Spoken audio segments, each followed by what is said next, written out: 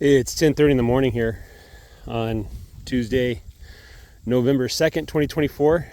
I've got a lot of thoughts in my head right now. I'll just go through it really quick. I moved the cows 2 sections, and looks like the triangles were a little bit hollow, so I might have pushed them a little bit too hard on the previous section. But there's plenty of grass here. They'll fill up quick. And they weren't complaining, so maybe it's just their morning meal is a few minutes late for them. But yeah, right now the weather, it's about 70 degrees. We're getting little drizzles. I got a tiny bit of rain, a couple drops in the rain gauge. Not something to write home about. But it is damp. It is warm. It's not cold yet, so. Okay, thoughts. Ready? So, watching Greg Judy's video, he's talking about, he filmed it on November 1st. That's yesterday for me.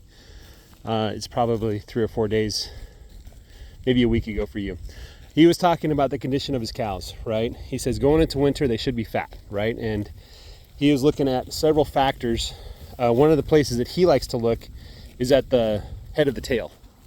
If that makes any sense. The base of the tail, it should be filled in with fat. So here, this one's not doing extremely well. That one's doing really bad, right? That's 24. I'm gonna get rid of her as soon as I get my druthers together. Here's Blackie. Oh wow, there's flies and stuff down there. It looks like she actually has a sore or something going on down there. Oh man, that's gotta hurt. Yeah, she's not filled in very well either. Here's Young 20. Gave her first calf this year.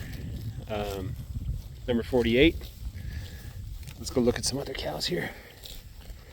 Base of the tail. Yeah, that's a little bit hollow too. It should be like fat and filled in, and when they're really fat, it's like folds of fat back there. So my cows really aren't that fat. You can see the ribs a little bit, but this one's filled in a little bit more than the others were. So that one's doing pretty well. But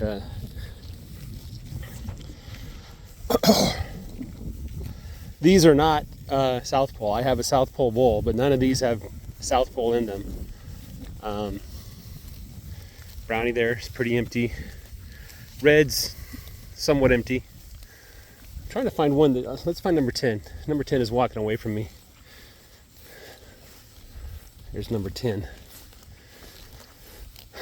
So just looking at her, it looks like she's round, right? It looks like very smooth, round shapes, and there we go. That's what a filled in tail should look like. That's what the base of the tail should look like. Just fatty, fat, McFat, right? So number 10 doesn't like me looking at her butt, but I want to give you guys a clear picture of what that's supposed to look like. Now she can get fatter. I've seen fatter cows with like folds and folds of fat back there, but that's kind of the upper end. He talked about their score being, they should be a 7 by the time they go into winter. Now his grazing, his climate's different than mine. He gets a lot of autumn grasses.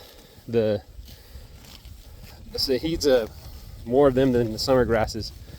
That thing is still infected, or something's going on there. I might spray something on there to try to get it disinfected or something. It's been there for a while, several weeks at least. It doesn't look like it's getting better. She probably doesn't want me to touch it.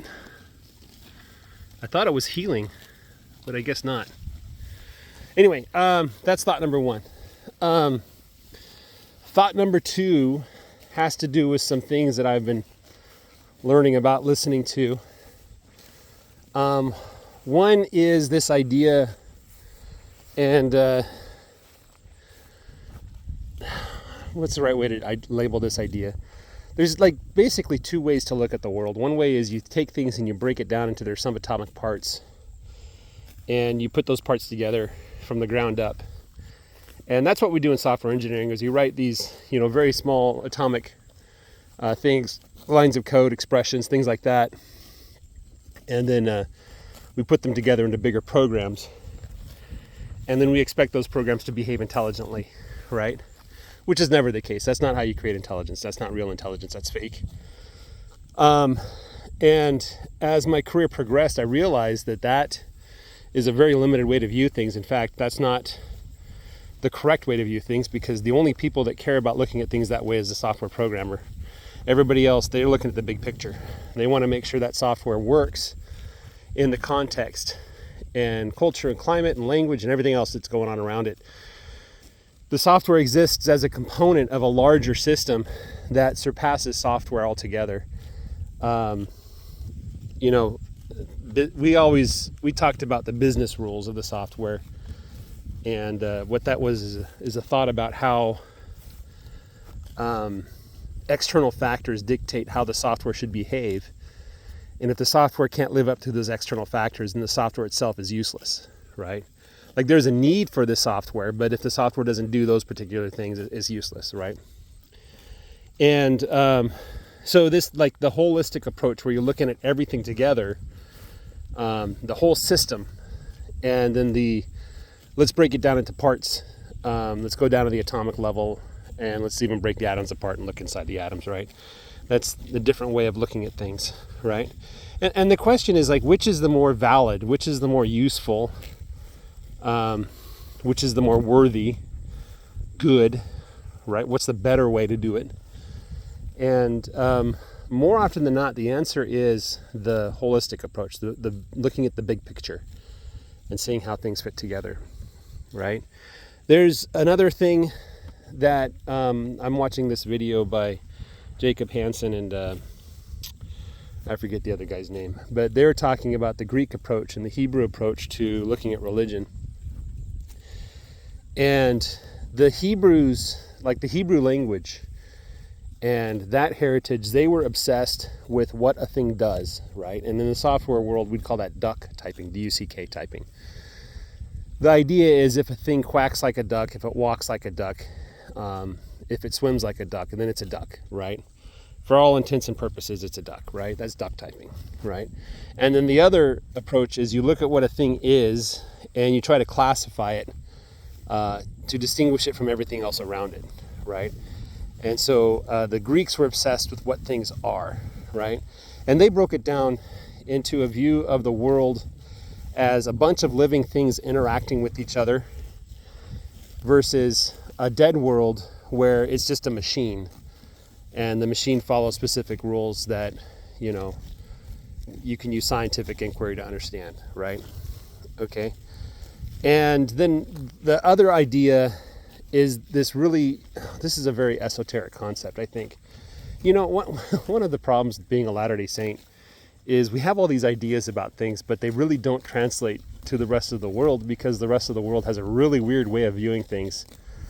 And in my mind, it's not a sufficient way, right? It's good at some things, but it doesn't really describe everything. Whereas, you know, the nice thing about the religion that I believe in, the Latter-day Saint faith, is that we really do have a way to incorporate and include all of these weird ideas. In fact, one of the very essences of our religion is that there is no dogma, that you go ahead and experiment and look and investigate, but don't start forcing other people to think like you do and do what you do, and don't, like, you know, we don't use coercion, we use persuasion. That's the principle that we use. So this is the idea. Okay, so in psychology, I think there's this theory, it's called IFR, right? And the idea is that inside of your head, there's a bunch of different personalities or a bunch of different things arguing with each other and fighting over control of your body, right? And among those things, there's like the self. And I'm hearing this secondhand.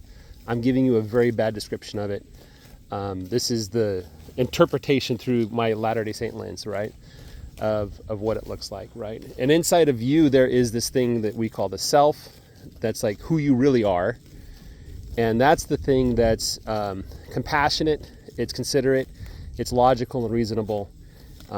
It's basically good, right? Everything you think good is, that's what that thing is, right? And that's the thing that you want to be in control of your body. You want that to guide your actions and orchestrate all the other voices, all the other impulses, all the other feelings and put them into proper context and get them to work together, right? And so when I come out here on the farm and I look around me, there's a bunch of things doing stuff that I don't really understand, right? And the only thing that I can do is I can use directed action to do specific things that may or may not, achieve the purposes that I want, right? But the palette, the colors that I have to choose from is these are the things that, like, I can use cows, I can use chickens, I can use ducks, I can use sheep, I can rotate this way or that way, but I'm basically forced to coordinate these forces of nature and hopefully in a way orchestrate them to produce something that I want, right? Does that make sense, right? So inside of my head, there's that self thing that's the logical, reasonable, compassionate thing. And there's these other voices that, like, hey, let's go get another burger. Just take a break, there's no reason to work today, or you should get really angry at somebody for this, or, whatever, those impulses that we know aren't right. Anyway, so we are basically agents. Like, we're actors. We're the things that act. We're not the things that are acted upon, unless we allow ourselves to become that way. And that's the holistic approach, like looking at the entire equation. And I'm not thinking about just my farm. Like, my thinking doesn't stop at the borders of the property, right? I'm thinking about future generations, future times. I'm thinking about, what would work for, people far away from me. And of course, I'm thinking about my neighbors too. I don't want to do something that causes suffering to my neighbors. That's just not nice, right? So holistic approach, right? Yes, you can break things down to the atomic level, but is it useful? And the answer is probably not, because these systems are way too complicated for me to understand, even if I could break it down. Like, I'm having a hard time even identifying grasses. If I can't even identify grasses, how can I possibly hope to understand at a molecular level what's really going on in the soil? I can't, right? So where am I going with this? The big thought is this, is that the doing, not the understanding, is the important thing, right? Actually getting out there and doing something, right? Actually trying something out, actually experimenting, actually, putting devoted effort into something. That's the important part that we do. That's the thing that we do that cows can't do, that grass can't do, that trees can't do, right? And while we do it, we're looking at everything together as a whole system and not just individual parts, right? And that's kind of what I think is the important point there. There's a whole conversation. If you go read the Old Testament in Hebrew and you go look at the word Elohim, right, which we interpret as God, and you look at the way that they use that word, you realize fairly quickly that their concept of Elohim does not match our concept of God, right? It's something entirely different. And I think the best definition that you can come up with for Elohim is like these thoughtful, reasonable actors that are able to make independent decisions, right? That are able to reason and think and speak. You know what I mean? Elohim really is probably closer to like a spirit or a rational being, I guess. That's probably a closer thought to what they were thinking when they say the word Elohim, right? And I know this sounds like heresy to a lot of people, okay? But this is what the original Christians actually believed. You can go read their writings, the first century Christians. You can read the Bible, the New Testament itself. It contains these ideas within them. But the whole point of mortality, the reason why we're down here, is because we are Elohim. We're God stuff, right? Or another way to think of it is God is man stuff, right? We're the same kind of being, the same kind of thing, right? And then what we're doing down here is we're trying to take upon ourselves the nature of deity. We're trying to become like God, as God. And that's a thought that's all over the New Testament. And the process that we follow to do that is what you might call discipleship, or they say, well, put your faith in Christ, repent, believe on Christ, get baptized, do these things. But the process itself is bigger than that. It's like starting to exist as a part of the whole, realizing that you're one actor among many's, you're one agent among a giant universe of different parts that are moving, and then trying to take upon yourself that role of being a conductor, right? Trying to orchestrate all those things that you can orchestrate for good, right? And the way we do that is by actually trying things out. Jesus said, if any man will know of the doctrine, what is it? Basically, he said you have to do it to know whether it's doctrine or not. You can't just talk about it. You have to actually try it and see what happens. If you do what Jesus taught, you'll know whether or not it came from God or whether he made it up as just a particularly intelligent philosopher of the first century, right? So anyway, that's the thoughts that I have right now, is you just get out here, you start doing stuff, you see what effect it has. If you make a mistake, you stop doing that thing that caused the mistake and you do something else. And eventually you'll find something that works, right? My cows right now are not fat like Greg Judy's. I failed, right? And I don't know if it's even possible for someone in Northeast Texas to get fat cows at the beginning of November. Maybe my target is the beginning of December. Maybe I say, well, I have until the beginning of December to really get these cows fat, because that's when winter really starts for me. Like he's already seeing, sub-freezing temperatures in the morning, like he's getting frost and stuff like that. We're not even close to that, right? It's 70 degrees outside right now. The grass is going to grow for a while. In fact, I'm surprised that the Bermuda grass is even growing right now, right? So maybe I'm comparing myself to Greg Judy in the wrong way. Maybe if I lived in his climate, the same latitude or longitude, the same latitude, that, if I lived at the same latitude as he did, in his area, then yes, probably right now I do need the fat cows. But coming out of summer, I'm just glad to have cows right now. I'm glad that it's actually working, to be honest. I'm glad that they have some degree of fat on them. Next year we'll try a little harder. We'll start replacing these cows with South Poles through breeding. I'll keep the best, get rid of the rest.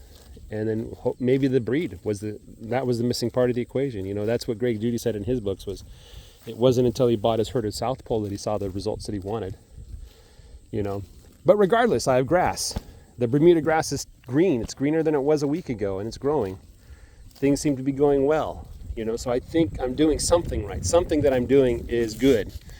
Can I do better? Probably.